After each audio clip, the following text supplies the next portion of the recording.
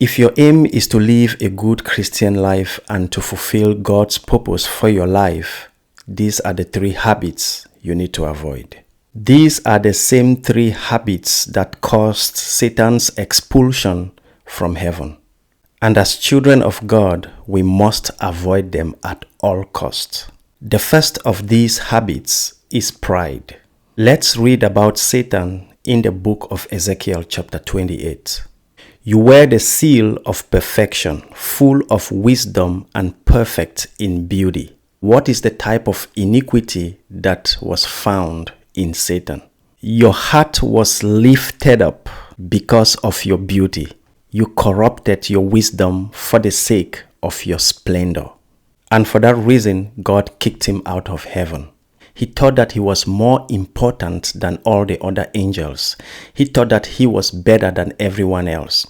And those are the type of habits that God does not want among his children. How often do we assume that we know better than others? How often do we think in our hearts that we are more handsome or beautiful than other people? Instead, God tells us to esteem others better than ourselves. The Bible says God resists the proud but gives grace to the humble.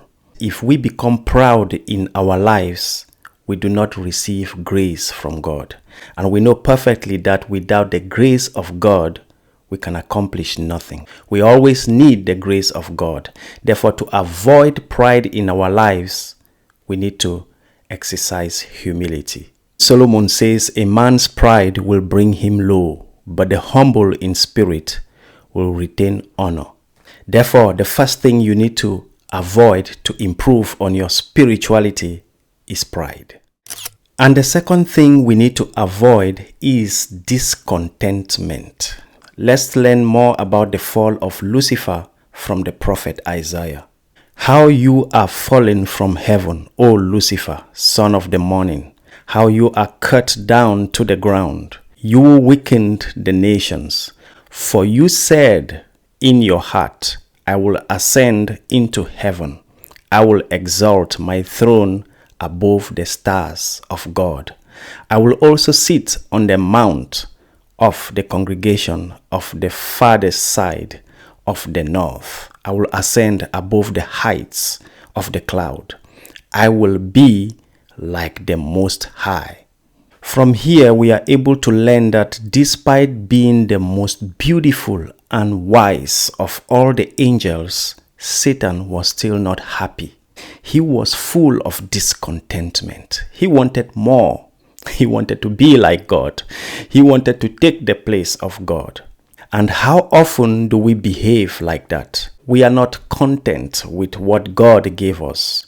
We do not like the job God gave us. We do not like the bodies God gave us. We want to change everything God gave us. We think that there is something that is better than what we have. To avoid falling into the same trap like the devil, we need to be content with what we have. If we need more, we need to trust God to elevate us. And the Bible teaches us that godliness with contentment is great gain.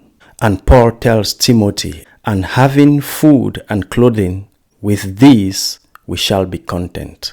And so the second thing to avoid is discontentment. This doesn't mean that you should not strive to improve. However, we improve in humility. We allow God to take us from one step to the other.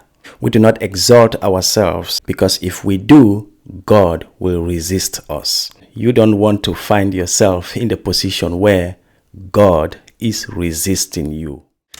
The third habit we need to avoid to improve on our spirituality is blame.